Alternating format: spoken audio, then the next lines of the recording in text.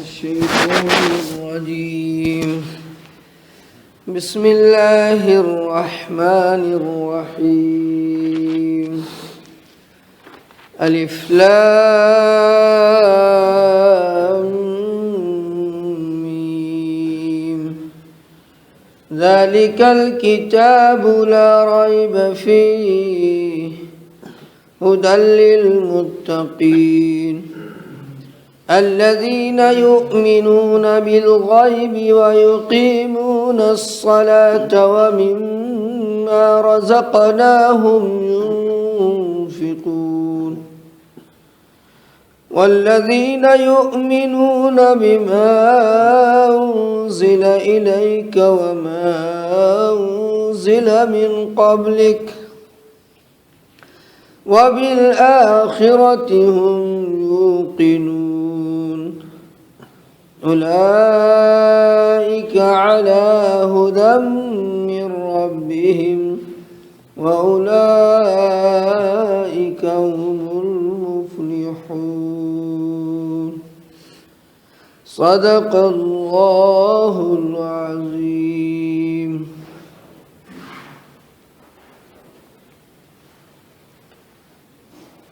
کل بتایا تھا کہ قرآن کریم سراپا ہدایت ہے اور یہ ہدایت ایک عمومی ہدایت ہے، ایک خصوصی ہدایت ہے کہ اللہ تعالی اس کتاب مبین کے ذریعے سے متقین لوگوں کو ہدایت دیتا ہے، اور اس کتاب مبین کے ذریعے سے اللہ تعالیٰ ساری انسانیت کو ہدایت دیتا ہے۔ فرمایا کہ جو انسان اس کی طرف طلب کی نگاہ سے دیکھتا ہے اور طلب صادق کی نگاہ سے اس کی طرف بڑھتا ہے تو اللہ تعالیٰ ہر ایک کو ہدایت دیتا ہے۔ جو اس سے پہلو تہی کرتا ہے، بے نیازی اختیار کرتا ہے، بچتا ہے، تو اللہ تعالیٰ اس کو گمراہ کر دیتے ہیں، چونکہ اللہ کی ذات بے نیاز ہے۔ اللہ تعالیٰ ہمارے اور آپ کے کوشش کے محتاج نہیں ہے، ہم ضرورت مند ہیں۔ فرمایا کہ یا ایھا الناس انتم الفقراء الی اللہ واللہ هو الغنی الحمید، کہ اے لوگو تم سب اللہ کے محتاج ہو، اللہ تعالیٰ تو بے نیاز ہے۔ اللہ تعالیٰ کو کسی کی ضرورت نہیں ہے، نہ کسی کے مشورے کی ضرورت ہے، نہ کسی سے کوئی بات چیت پوچھنے کی ضرورت ہے۔ وہ مختار کل ہے، وہ فعال لما یرید ہے، وہ جو کچھ چاہتا ہے کرتا ہے۔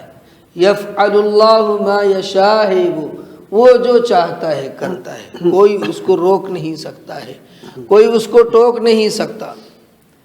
تو جو انسان اس قرآن مقدس کی طرف طلب کی نگاہ سے، طلب کی نیت سے، طلب صادق کی نیت سے آگے بڑھتا ہے، اللہ تعالیٰ اس کو ہدایت دیتے ہیں۔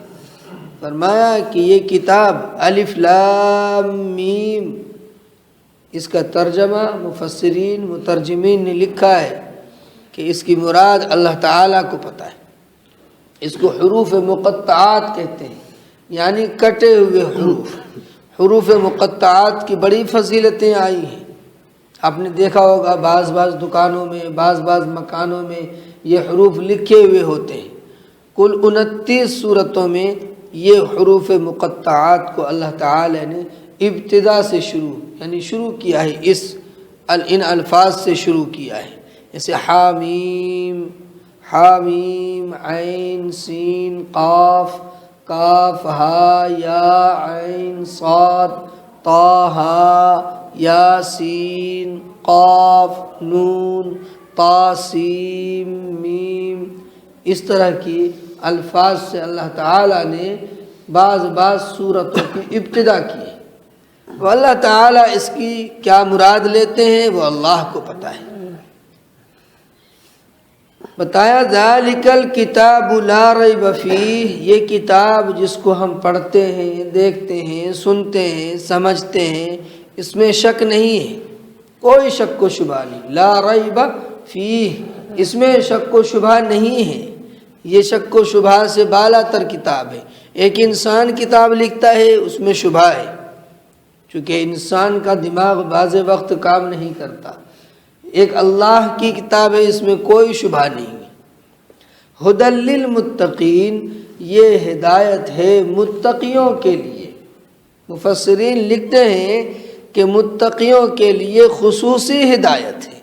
جو اب اتنے لوگ ہم یہاں بیٹھے ہیں، کتنے لوگ ہیں جنہوں نے نماز باجماعت ادا کی ہے؟ تو یہ دراصل ایک طلب کی بات ہے، ایک شوق کی بات ہے، ایک جستجو کی بات ہے کہ دین کی جب طلب ہوگی تو اللہ تعالیٰ تڑپ دیتے ہیں۔ ہر انسان، ہر مولانا الیاس صاحب رحمۃ اللہ علیہ نہیں بن گئے، ان کے دل میں اللہ نے تڑپ رکھی، تو اس تڑپ کی بنیاد پر آج ساری دنیا میں، سارے عالم میں اللہ تعالیٰ کا یہ دین پھیل رہا ہے، پھل رہا ہے، پھول رہا ہے، اور قیامت تک انشاءاللہ اسی طرح جاری اور ساری رہے گا۔ تو یہ تڑپ سب کے اندر نہیں آئی، حتیٰ کہ وہ عرب جہاں سے دین پھیلا، وہ مکۃ المکرمہ، جس سرزمین سے اللہ تعالیٰ نے وحی کی ابتدا کی، آپ دیکھیے اس کا مرکز آج بھی وہاں نہیں ہے۔ تبلیغی جماعت کا مرکز مکۃ المکرمہ میں نہیں ہے، مدینہ المنورہ میں نہیں ہے، کام ہو رہا ہے، مرکز نہیں ہے، لیکن اللہ تعالیٰ نے جس کو چننا تھا چن لیا۔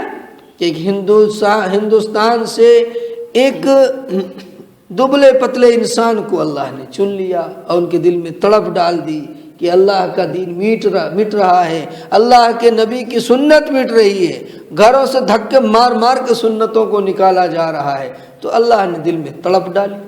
جب ہندوستان پر انگریزوں کا تسلط ہوا، 1857 کی جنگ میں مسلمان پسپا ہو گئے، بہادر شاہ ظفر کو کھدیڑ کر کے رنگون پہنچا دیا گیا اور مسلمان بے دست و پا ہو کر رہ گئے، تو اس وقت جو تڑپ دی ہر ایک عالم کے دل میں اللہ نے تڑپ نہیں ڈالی، ایک مولانا قاسم نانوتوی علیہ الرحمہ کے دل میں تڑپ ڈالی کہ آخر کیسے یہ دین باقی رہے گا ہندوستانیوں میں۔ تو اللہ تعالیٰ نے ایک دارالعلوم کی شکل میں ایک مدرسے کی بنیاد رکھوائی۔ یاد رکھیے گا، دارالعلوم کی بنیاد اللہ کے نبی صلی اللہ علیہ وسلم کی نشاندہی پر ہے۔ بزرگ نے خواب دیکھا، اللہ کے نبی صلی اللہ علیہ وسلم نے وہ جگہ متعین کی کہ یہ وہ جگہ ہے جہاں آپ نے دارالعلوم کا قیام کرنا ہے۔ آج اس کو نودرا کے نام سے جانتے ہیں، جہاں دارالحدیث ہے اس وقت، وہیں ایک کنواں ہے، اس کنویں کے بارے میں بشارت دی گئی ہے اور ایک خواب کے ذریعے سے دکھایا اور بتایا گیا ہے کہ لوگ اس میں سے بالٹیاں بھر بھر کر، کوئی لوٹا بھر رہا ہے، کوئی گلاس بھر رہا ہے، کوئی کٹورا بھر رہا ہے، اس میں سے پانی لے رہا ہے۔ تو جب اس کی تعبیر پوچھی گئی تو بتایا گیا کہ یہاں سے ایسے ایسے علماء کرام پیدا ہوں گے جو تو پورے عالم میں چھا جائیں گے۔ نکلے اشرف علی تھانوی دارالعلوم دیوبند سے، دنیا کے خطے میں آپ کا نام لوگ جانتے ہیں۔ محمود الحسن نکلے جنہوں نے انگریزوں کو پانی پینا دوبھر کر دیا تھا، راتوں کی نیندیں اڑا دی تھی۔ وہ کون تھے؟ وہی تھے دارالعلوم کے پہلے شاگرد تھے۔ وہ وہیں سے رشید احمد گنگوہی رحمۃ اللہ علیہ تیار ہوئے، حسین احمد مدنی رحمۃ اللہ علیہ تیار ہوئے، مفتی کفایت اللہ جو دہلی کے اندر رہنے والے تھے مدرسہ امینیہ کے اندر، وہ تیار ہوئے جو مفتی اعظم ہند تھے۔ تو جس کے دل میں اللہ طلب ڈالتا ہے دین کی، اس سے کام لیتا ہے، ہر ایک سے نہیں لیتا ہے۔ تو یہاں مخصوص ہے ھدی للمتقین، متقیوں کے لیے کتاب ہدایت ہے۔ یہ تو ہدایت ھدی للناس بھی ہے۔ ایک جگہ فرمایا شہر رمضان الذی انزل فیہ القرآن ھدی للناس وبینات من الفرقان، کہ یاد رکھنا کہ یہ رمضان کے مہینے میں یہ کتاب اتری ہے، یہ سارے جہانوں کے لوگوں کے لیے اس میں فلاح ہے۔ تو فلاح کے ڈھونڈنے والے ہوں گے تو فلاح ملے گی، جو صلاح کے ڈھونڈنے والے ہوں گے تو صلاح ملے گی، اور جن کو پرواہ ہی نہیں ہے کہ بس ہم تو بڑے عالم ہیں، ہم نے 2 کتاب پڑھ لی بس، نہیں، قرآن تو سمندر ہے، دریا ہے، اس میں جتنا ہم غوطہ لگائیں گے، بڑے بڑے غماس نے اور بڑے بڑے علم رکھنے والوں نے جب اس میں غوطہ لگایا تو ہر بار ایک نئی چیز پائی۔ یہ قرآن کا معجزہ ہے، ایک عالم فرما رہے تھے کہ اللہ کے نبی صلی اللہ علیہ وسلم کو جہاں اللہ تبارک و تعالیٰ نے بہت سارے معجزات عطا کیے، ان میں سب سے زندہ و جاوید معجزہ یہ قرآن مقدس ہے۔ کہا یہ معجزہ گر ہے، معجزہ گر، یعنی معجزہ تو ہے ہی، معجزہ بناتا بھی ہے یہ۔ عمر فاروق کو ہدایت ملی، کون نہیں جانتا ہے کسی قرآن کی بدولت ہدایت ملی کہ طٰہٰ ما انزلنا کی تلاوت کرتے ہیں وہ، ان کو کچھ پتہ نہیں اسلام کیا چیز ہے، ننگی تلوار لے کر نبی پاک علیہ الصلوۃ والسلام کی گردن اڑانے کے لیے چلے تھے، لیکن جب قرآن کو پڑھا، بسم اللہ الرحمن الرحیم طٰہٰ ما انزلنا علیک القرآن لتشقیٰ، یہ سورت پاک کو انہوں نے پڑھنا شروع کیا، اور جب پہنچے وہاں کہ اللہ کے سوا کوئی لائق پرستش پوجا نہیں ہے تو بے ساختہ پکار اٹھے، کون ہے محمد، چلو مجھے لے چلو، اور دار ارقم میں جا کر کلمہ پڑھ لیتے ہیں۔ کیا چیز تھی؟ یہ کتاب کے اندر ہدایت چھپی ہوئی ہے، یہ معجزہ گر ہے۔ جہاں اللہ کے نبی صلی اللہ علیہ وسلم کا معجزہ تھا کہ آپ نے ایک کٹورے میں اپنا ہاتھ دست مبارک کو ڈالا، آپ کی 5 انگلیوں سے پانی کے چشمے فوارے کی طرح نکلنے لگے، صحابہ ساروں نے وضو کیا، سب نے اپنے مشکیزیں بھر لیے، سب نے سیراب ہو کر پیاس بجھائی اپنی، اور پانی وہیں کا وہیں۔ ایک کھانا ہے، ایک برتن میں تھوڑا کھانا ہے، اللہ کے نبی نے فرمایا کہ اس کو ڈھکا رہنے دو اور اس کو نکالو بسم اللہ پڑھ کر، اور نکالتے چلے گئے۔ ہزاروں کی تعداد میں لوگوں نے کھانا کھایا اور کھانا وہیں کا وہیں۔ یہ اللہ کے نبی کا معجزہ تھا۔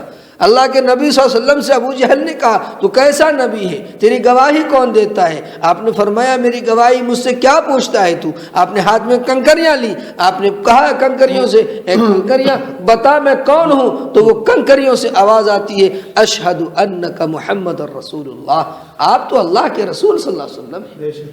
یہ آپ کی معجزات ہیں۔ آپ کو کفار مکہ نے کہا کہ ارے محمد تم کہتے ہو میں اللہ کا رسول ہوں، یہ چاند آسمان پہ آج 14ویں کا چاند ہے، اس کے ٹکڑے کر کے دکھاؤ۔ اللہ کے نبی صلی اللہ علیہ وسلم مکۃ المکرمہ کی سرزمین پر کھڑے ہیں، آپ نے انگلی سے اشارہ کیا، چاند کے 2 ٹکڑے ہو، ایک ٹکڑا ادھر چلا گیا، ایک ٹکڑا ادھر چلا گیا، دیکھنے والوں نے اپنے سر کی آنکھوں سے دیکھا۔ یہ بھی اللہ کے نبی کا معجزہ۔ ایک صحابی آتے ہیں، اس کی ٹانگ میں زبردست چوٹ ہے، وہ ٹانگ ٹوٹی ہوئی ہے، کسی جہاد میں گئے ہوئے تھے، چیخ و پکار ہو رہی ہے۔ نبی نے پوچھا صلی اللہ علیہ وسلم کیا ہو گیا؟ فرمایا کہ میری ٹانگ میں چوٹ لگ گئی، ٹوٹ گئی ٹانگ غالباً، بہت تکلیف ہو رہی ہے۔ اللہ کے نبی نے اپنا لعاب مبارک نکالا اور لگایا، شفا یاب ہو گئی۔ یہ آپ کا معجزہ تھا۔ بہت سارے معجزات ہیں ہمارے نبی کے، لیکن سب سے زندہ و جاوید معجزہ قرآن مقدس ہے۔ اس کو قیامت تک کے لیے اللہ نے باقی رکھا ہے۔ جو بھی اس میں طلبگار بن کر آتا ہے اللہ اس کو ہدایت سے نواز دیتا ہے۔ آج بھی دنیا میں جو اسلام پھیل رہا ہے، ہمارے اخلاق سے اسلام نہیں پھیل رہا ہے، ہمارے اخلاق تو گر چکے ہیں، ہماری زبان سے جھوٹ کے علاوہ کچھ نکلتا ہی نہیں، ہمارے کردار سے لوگ مجروح ہوئے بغیر رہتے ہی نہیں ہیں، ہر ایک دل زخمی ہوا پڑا ہے، خاندان تک زخمی ہے، بھائی تک زخمی ہے، ماں باپ تک زخمی ہے، خود ہمارے اپنے حقوق ادا نہیں ہوتے ہم سے، اسلام کے حقوق ہم کیا ادا کریں گے؟ لیکن میرے بھائیوں، میرے عزیزوں، میرے دوستوں، یہ قرآن ایک واحد ایک ایسی کتاب ہے جو ڈنکے کی چوٹ کہتی ہے کہ آؤ میری طرف، تم طلبگار بن کر آؤ، تمہیں روشنی نہ ملے تو مجھے کہنا۔ یہ ہدی للناس ہے، یہ ہدی للمتقین ہے، یہ جو طلبگار بن کر آتا ہے اللہ اس کو ہدایت سے نواز دیتے ہیں، اور ایسی ہدایت دیتے ہیں۔ بہت سے ایسے واقعات آپ کتابوں میں پڑھیں گے جو نو مسلم ہیں، وہ بتاتے ہیں کہ میں نے جب قرآن کو پڑھنا شروع کیا تو میری آنکھ کی پٹی کھل گئی، میں دنگ رہ گیا، میں مسلمانوں سے بدظن تھا کہ ایسے مسلمان ہوتے ہیں، گالی دیتے ہیں، جھوٹ بولتے ہیں، برائیاں کرتے ہیں، ایسے مسلمان ہوتے ہیں، تو میں بدظن تھا اسلام سے، مسلمانوں سے۔ لیکن جب ہم نے اسلام کا مطالعہ کیا، ہم نے نبی کی تعلیمات کو دیکھا، ہم نے قرآن مقدس کو پڑھنا شروع کیا، تو میرے سامنے سے وہ اندھیریاں چھٹتی چلی گئیں اور روشنی سامنے آ گئی۔ میں نے سمجھا کہ اوف، اسلام تو اس کا نام ہے، اسلام تو اس میں پوشیدہ ہے، اسلام تو یہاں سے تعلیم کر رہا ہے، ہم کہاں بھٹک رہے تھے؟ پھر وہ اپنی پچھلی زندگیوں پر زبردست ندامت کے آنسو بہاتے ہیں۔ عورتوں کے ایک سے ایک واقعات ہیں جو ڈانس کرنے والی ہوتی تھی قلبوں میں، اللہ نے جب ان کو ہدایت دی اس قرآن کی برکت سے، تو آج ایسے برتے کے اندر با پردہ رہنے والی عورت ہیں کہ وہ اپنے وقت کی ولیہ بنی۔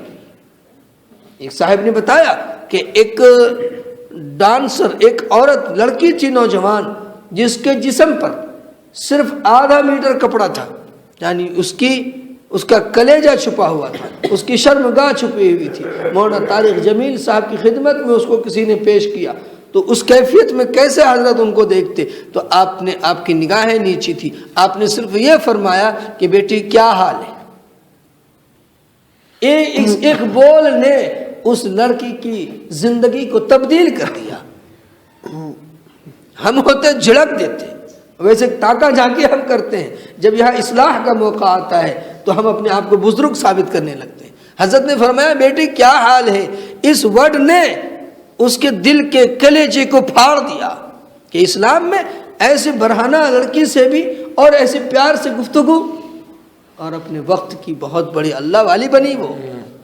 تو میرے دوستو، اسلام اخلاق سے پھیلا ہے، اسلام جو ہے نبی پاک صلی اللہ علیہ وسلم کے کردار سے پھیلا ہے۔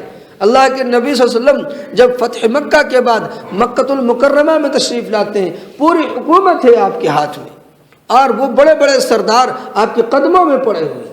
آپ نے فرمایا کہ لوگوں سن لو، آج مکۃ المکرمہ فتح ہو چکا ہے۔ وہ دن جو تکبر تم کرتے تھے، وہ تکبر میرے قدموں کے نیچے ہے آج۔ اب تم بتاؤ محمد تمہارے ساتھ کیا سلوک کرنے والا ہے؟ گھبرا گئے سارے دشمنان اسلام کہ کل تک میں نے ان کو یہاں سے کھدیڑ کر بھگایا ہے، ان کو ہم نے روٹی نہیں دی، پانی تک نہیں پینے دیا، سوشل بائیکاٹ کیا۔ شعب ابی طالب میں ہمارے نبی اپنے خاندان کے ساتھ 3 سال تک بے آب و گیا کے باہر رہے، آپ کو پانی کا قطرہ نہیں ملتا تھا، آپ کے بچے دانے کے لیے تڑپ جاتے تھے، ان کی چیخ و پکار کو مکے والے سنتے تھے، لیکن اللہ کے نبی نے صبر کیا۔ ایک وقت آیا کہ 3 سال کے بعد وہ بائیکاٹ ختم ہوتا ہے، اللہ کے نبی مکے میں داخل ہوتے ہیں، آخرکار آپ کو مجبور کر کے ہجرت پہ مجبور کر دیا جاتا ہے۔ لیکن جب اللہ کے نبی مکۃ المکرمہ کو چھوڑتے ہیں، آپ بار بار مکۃ المکرمہ کو پلٹ کر دیکھتے ہیں۔ آپ فرماتے ہیں مکہ تیری مٹی سے مجھے محبت ہے۔ انسان جہاں پیدا ہوتا ہے اس مٹی سے بڑی محبت ہوتی ہے، گلی کوچوں سے محبت ہوتی ہے، در و دیوار سے محبت ہوتی ہے، چونکہ وہ اس کی زندگی، اس کا خون اس میں بسا ہوا ہے۔ ہمارے نبی نے فرمایا مکہ اگر مجھے یہ لوگ مجبور نہیں کرتے نکلنے پر، میں تجھ سے جدا نہیں ہوتا۔ کچھ ہی دنوں کے بعد سن 8 ہجری میں مکہ فتح ہوتا ہے۔ آپ خانہ کعبہ کے دروازے پر کھڑے ہو کر اعلان کرتے ہیں بتاؤ لوگوں میں تیرے ساتھ کیا سلوک کرنے والا ہوں۔ سب لوگوں نے کہا کہ آپ کریم ہیں، آپ مہربان ہیں، آپ سے مہربانیوں کے سوا ہم نے کچھ نہیں دیکھا ہے۔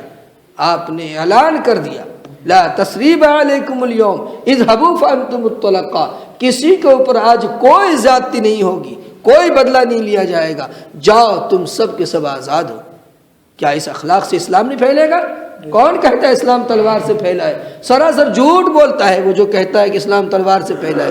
اسلام لا اکراہ فی الدین، کسی کے اوپر کوئی زور زبردستی نہیں کرتا ہے۔ اسلام اخلاق سے پھیلا ہے، آج بھی پھیل رہا ہے، قیامت تک اخلاق سے پھیلے گا۔ جب ہمارے بول اچھے ہوں گے، ہم اچھا بول بولیں گے، اپنے بول سے، میٹھے بول سے لوگوں کے دل کو جیت لیں گے، تو پھر یہ اسلام پنپے گا۔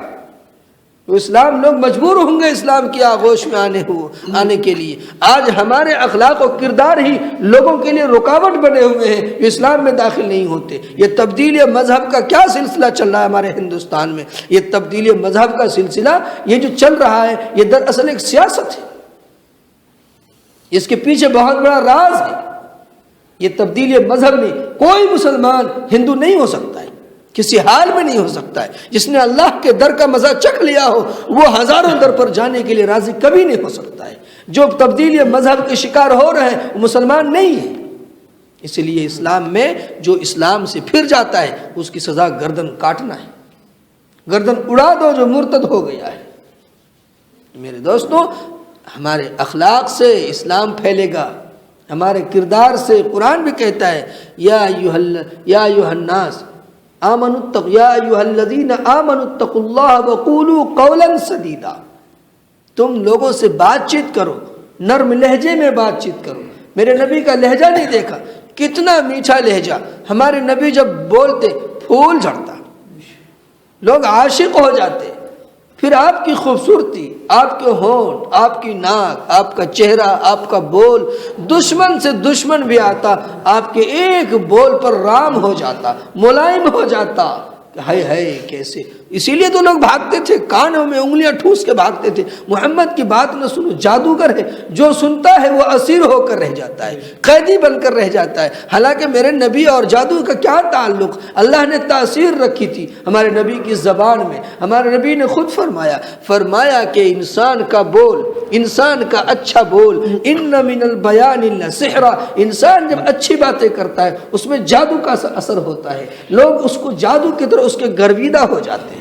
موسیٰ علیہ السلام کے سامنے جو جادوگر گر گئے تھے، فرعون ادھر کھڑا ہے، جادوگر سارے سجدے میں گر گئے۔ کیوں گر گئے؟ موسیٰ علیہ السلام کے سامنے انہوں نے معجزہ دیکھا کہ سارے جادو کی کاٹ اس کے اندر ہے، یہ جادو نہیں ہو سکتا ہے، یقیناً اس میں کوئی مخفی اور چھپی ہوئی کوئی طاقت ہے جو کام کر رہی ہے، اور وہ اللہ کی طاقت ہے۔ سارے جادوگر سجدے میں گر گئے اور مسلمان ہونے کا دعویٰ کر دیا۔ قرآن اس پر شاہد ہے۔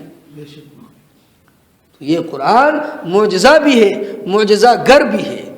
اسی قرآن کو پڑھ کر رشید احمد گنگوہی بنے، اسی قرآن کو پڑھ کر مفتی کفایت اللہ مفتی اعظم ہند بنے، اسی قرآن کو پڑھ کر اسی کے سبق کو لے کر کے اشرف علی تھانوی بنے، جن کی نگاہ مرد مومن سے بدل جاتی ہیں تقدیریں، کہ بڑے بڑے شرابیوں کو آپ کی نگاہ سے عافیت ملی۔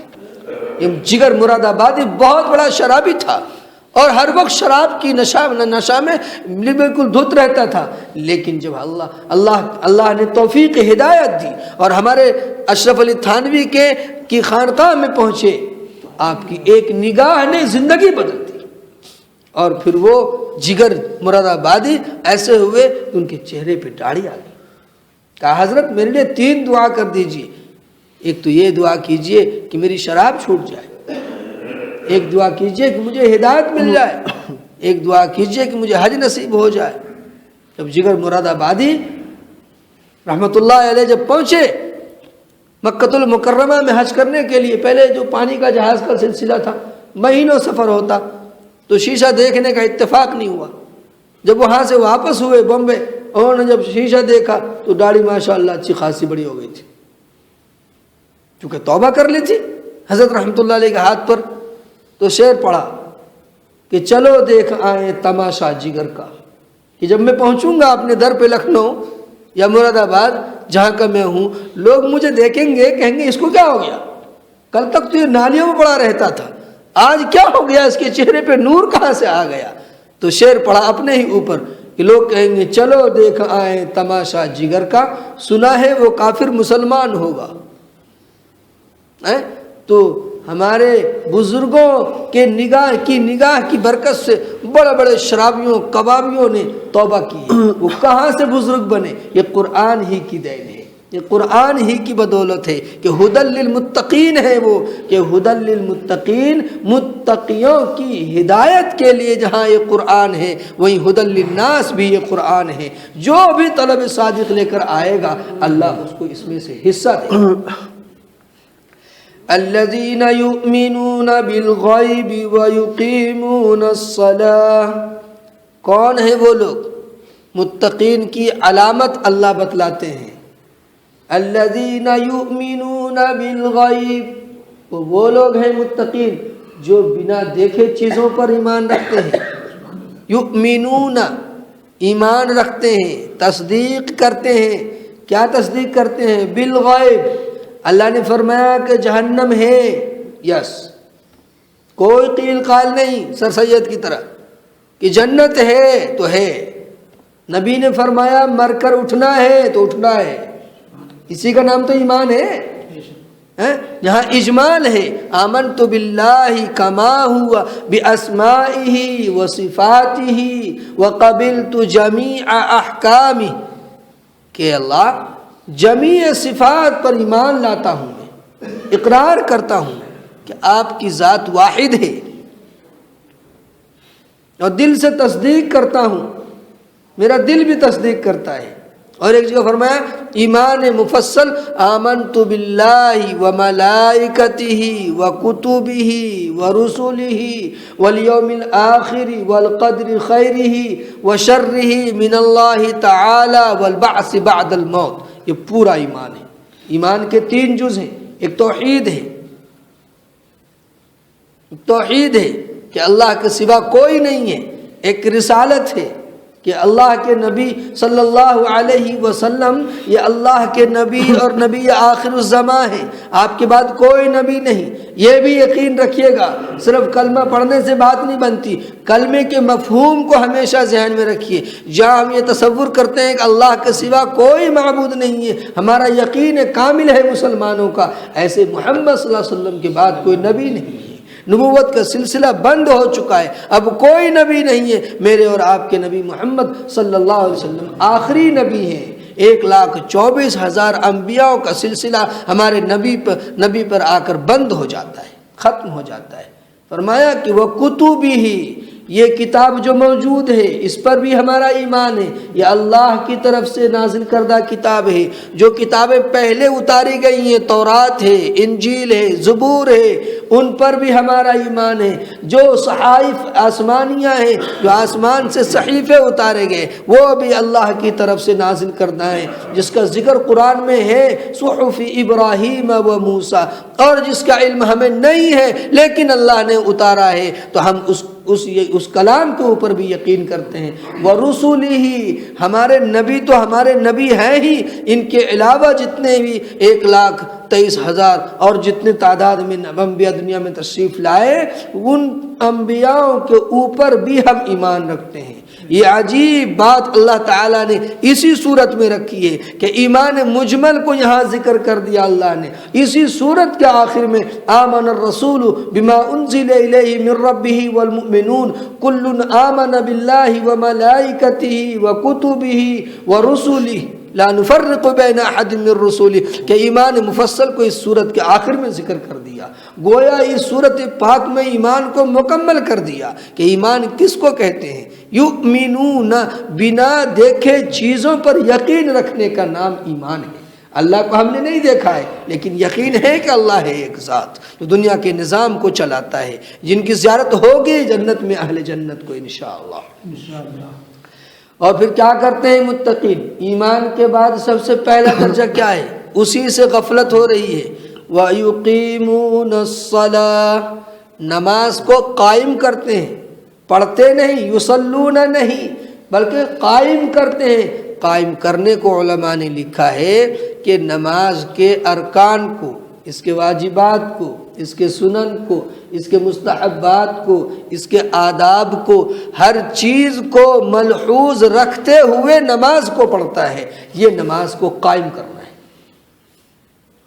اچھی طرح وضو کرنا ہے، نماز کا اہتمام کرنا ہے۔ صرف ایک نماز پڑھنے کا، 4 وقت کی نماز کا نام نماز نہیں ہے، نماز تو 5 وقت ہے نا۔ بعض لوگ 4 وقت پڑھتے ہیں، فجر روزانہ غائب کرتے ہیں۔ فرمایا کہ مومنین کی علامت ہے کہ یؤمنون بالغیب، کہ غیب پر ایمان رکھتے ہیں اور نماز قائم کرتے ہیں۔ دوسرا نمبر وَمِمَّا رَزَقْنَاهُمْ يُنْفِقُونَ، اور جو ہم نے روزی دی ہے اس میں سے خرچ کرتے ہیں، راہ خدا میں خرچ کرتے ہیں۔ 2 چیزوں کا ذکر اللہ نے کر دیا اور پورے اسلام کا نچوڑ انہی 2 چیزوں پر ہے۔ زکوٰۃ کے لیے تو الگ سے ذکر قرآن میں موجود ہے، حج کے لیے الگ سے ذکر موجود ہے، لیکن اگر ہم غور کریں گے تو یا تو انسان اپنے جسم سے اعمال کرتا ہے یا تو اپنی جیب سے مال نکال کر راہ خدا میں لوٹاتا ہے۔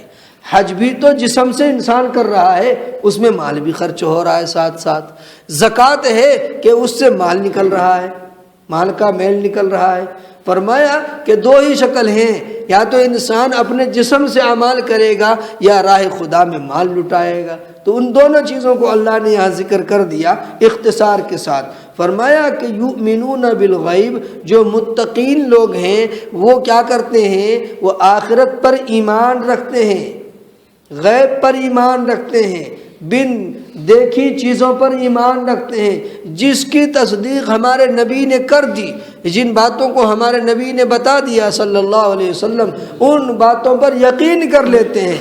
کیوں نہ یقین کرے؟ معراج کا واقعہ سب کے سامنے ہے، ہمارے نبی کو معراج ہوئی، معراج جسمانی ہوئی، ہمارے نبی تشریف لائے، آپ نے فرمایا کہ مجھے رات معراج ہوئی اور ساتوں آسمان کی سیر کری میں نے، جنت کو بھی دیکھا، دوزخ کو بھی دیکھا، اللہ سے ملاقات ہوئی، فرشتوں سے ملاقات ہوئی، ابراہیم علیہ السلام، اسماعیل علیہ السلام، اسحاق علیہ السلام، یعقوب علیہ السلام، ان لوگوں سے ملاقاتیں ہوئی ہمارے آسمان پر۔ تو کفار مکہ کو شوشہ مل گیا کہ لو جی لو، راتوں رات اتنی دور چلے گئے، آج تک کوئی آسمان دنیا کو دیکھا ہی نہیں کسی نے ابھی تک، اتنی ترقی ہونے کے باوجود، یہ کہہ رہا آپ وہاں چلے گئے تھے، سراسر جھوٹ ہے۔ تو ہمارے نبی کے ایک ساتھی سے ملاقات ہوتی ہے ابو جہل کی، کہا پتہ ہے کچھ؟ کیا کہہ رہے ہیں تمہارے ساتھی؟ کیا کہہ رہے ہیں؟ یوں کہہ رہے ہیں کہ رات اس طرح میں نے سفر کیا آسمان کا۔ کہا اگر محمد کہہ رہے ہیں صلی اللہ علیہ وسلم تو بالکل سچ ہے۔ ابو بکر صدیق فرماتے ہیں کہ اگر محمد ہمارے ساتھی صلی اللہ علیہ وسلم اس بات کو کہہ رہے ہیں کہ میں نے ایسا کیا ہے، میرے ساتھ ایسا ہوا ہے، تو بالکل 101% سچ ہے۔ وہیں سے آپ کا لقب صدیق پڑ گیا کہ اچھے اچھے لوگ بھی اس وقت اپنی عقل کی ترازو پر ناپنا شروع کر دیتے ہیں۔ شریعت عقل کی ترازو پر نہیں ناپی جاتی ہے، وہ تو حدیث و قرآن کی ترازو پر ناپی جاتی ہے۔ کہ کیا فرمایا کہ یؤمنون بالغیب، نبی کی بات پر، اللہ کی بات پر آنکھ بند کر کے سمعنا و اطعنا، مان لیا بس اطاعت کر لی۔ اور پھر تیسری شکل وَمِمَّا رَزَقْنَاهُمْ يُنْفِقُونَ، اور جو کچھ ہم نے دیا ہے، اللہ فرماتے ہیں ہم نے دیا ہے، معلوم ہوا کہ مال دولت سب کچھ اللہ تعالیٰ کی طرف سے عطا کرتا ہے۔ جبھی تو اللہ فرما رہے ہیں ہم نے جو دیا ہے وہ تمہارا نہیں ہے، ہم نے دیا ہے۔ ہم نے کس کو کتنا دینا ہے وہ اللہ کو پتہ ہے۔ اللہ لطیف بعبادہ یرزق من یشاء، جس کو جتنا چاہتا ہے وہ دیتا ہے۔ اب وہ کتنا کس کو دے گا، ہم کتنے کے اہل ہیں وہ اللہ کو پتہ ہے، آپ کتنے کے اہل ہیں اللہ کو پتہ ہے۔ تو فرمایا کہ جو کچھ ہم نے دیا ہے اس میں سے خرچ کرتے ہیں۔ تو تین علامت متقین کی بتائی آج کہ یؤمنون بالغیب، کہ غیب پر ایمان رکھتے ہیں، بن دیکھی چیزوں پر ایمان رکھتے ہیں۔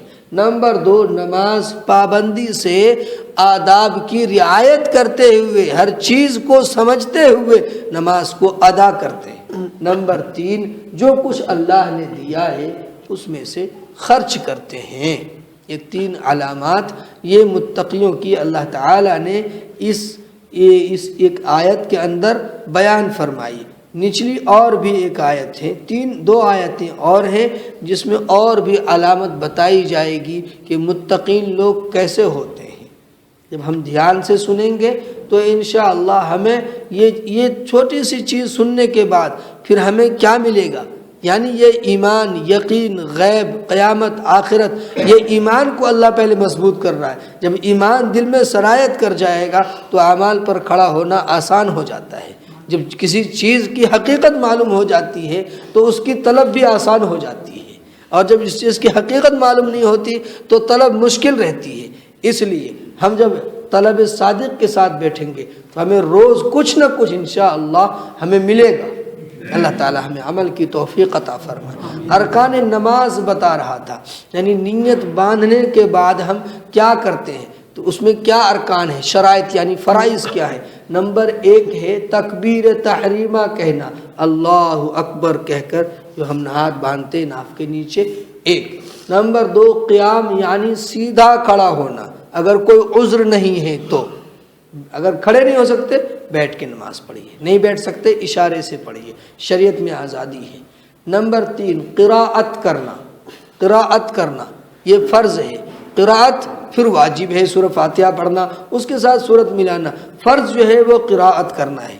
نمبر 4 رکوع کرنا، رکوع کیسے کرتے ہیں، رکوع میں جب ہم جائیں گے تو ہم اپنے گھٹنے کو مرد حضرات مضبوطی سے پکڑیں گے اور ہمارا سرین اور یہ ہمارا سر کا پیچھے کا جو حصہ ہے وہ بالکل برابر ہوگا، کہ اگر لوٹا پانی بھر کر رکھ دیا جائے کمر پر تو گرے نہیں، اتنا اعتدال ہونا چاہیے رکوع میں۔ بعض لوگ رکوع میں ایسے کھڑے ہوتے ہیں، بعض لوگ اتنا جھک جاتے ہیں کہ سر کو نیچے ڈال دیتے ہیں، سب یہ آداب کے خلاف ہے، یہ طریقہ صحیح نہیں ہے۔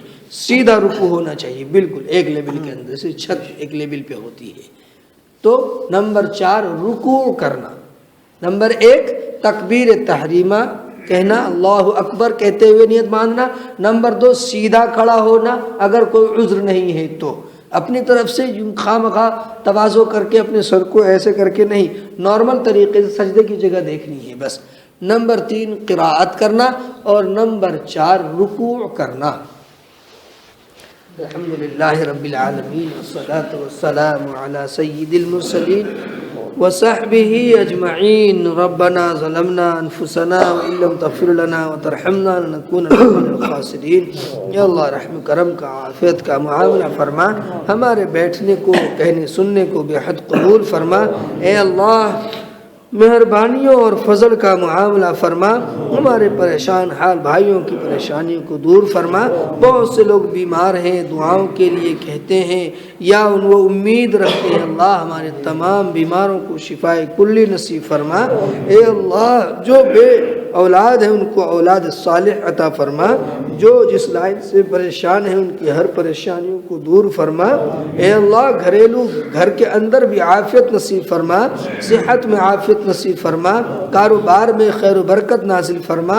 اے اللہ جو کچھ آپ نے عطا کیا ہے اپنی راہ میں خیر خیرات کرتے رہنے کے ہمیں توفیق عطا فرما، سچا پکا مومن بن کر زندگی گزارنے کی توفیق عطا فرما، متقین کی فہرست میں ہمیں شامل فرما، اسلامی زندگی نصیب فرما، آقا کی محبت نصیب فرما، اپنی رضا نصیب فرما، جنت نصیب فرما، جہنم سے حفاظت فرما۔ اے اللہ موت کی سختی سے حفاظت فرما، اے اللہ قبر کے عذاب سے حفاظت فرما، بڑا ڈر لگتا ہے قبر سے، اللہ چھوٹا سا گڑھا ہے وہ، اے اللہ تیرے نبی نے فرمایا یا تو جنت کے باغوں میں سے ایک باغ ہے یا جہنم کے وادیوں میں سے ایک وادی ہے۔ اے اللہ ہماری حفاظت فرما، سوال و جواب کا دینا ہمارے لیے آسان فرما۔ اے اللہ محشر جہاں ساری دنیا اولین و آخرین وہاں موجود ہوں گے، ہمارے نبی بھی موجود ہوں گے، سارے انبیاء موجود ہوں گے، اولیاء اللہ موجود ہوں گے۔ اے اللہ وہاں سب ایک دوسرے کو دیکھ رہے ہوں گے۔ اے اللہ محشر کی رسوائی سے ہماری حفاظت فرمانا، اے اللہ جنت کا داخلہ آسان فرمانا۔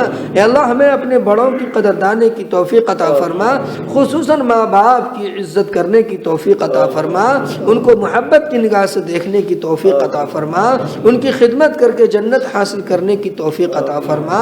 اے اللہ جو کچھ ہمارے نبی نے خیر کے لائن سے مانگی ہے ہمیں عطا فرما، جن جن شرور و فتن سے ہمارے آقا نے پناہ مانگی ہے ہمیں بھی پناہ کلی نصیب فرما، اپنے فضل و کرم سے ہماری اس مختصر سی دعا کو قبول فرما۔